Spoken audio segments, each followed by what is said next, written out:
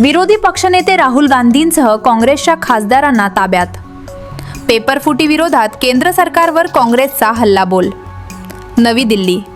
देशभरात वाढत्या पेपरफुटीच्या घटनांविरोधात काँग्रेसने पंतप्रधान नरेंद्र मोदी यांच्या निवासस्थानाबाहेर जोरदार आंदोलन केले. या आंदोलनाचे नेतृत्व लोकसभेतील विरोधी पक्षनेते राहुल गांधी यांनी केले. काँग्रेस अध्यक्ष मल्लिकार्जुन खरगे, प्रियंका गांधी, सोलापूरच्या खासदार प्रणिती शिंदे यांच्यासह अनेक काँग्रेस खासदार या आंदोलनात सहभागी झाले. आंदोलनादरम्यान पोलिसांनी राहुल गांधी, खासदार प्रणिती शिंदे आणि काँग्रेसच्या अनेक खासदारांना ताब्यात घेतले. विद्यार्थ्यांच्या प्रश्नांना उत्तर देण्याऐवजी सरकार आंदोलन दडपण्याचा प्रयत्न करत असल्याचा आरोप काँग्रेसने केला.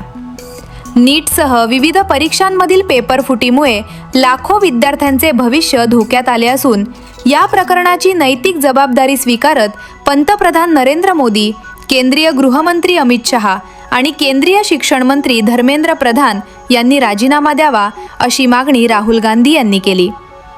राहुल गांधी म्हणाले, आम्ही तुरुंगाला किंवा दडपशाहीला घाबरत नाही. विद्यार्थ्यांच्या न्यायासाठीचा आमचा संघर्ष सुरूच राहील. अटक करून आवाज दाबता येणार नाही.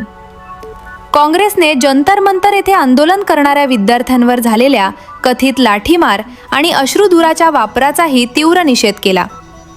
विद्यार्थ्यांच्या हक्कांसाठीचा लढा सुरूच राहील असा निर्धार काँग्रेसच्या नेत्यांनी व्यक्त केला.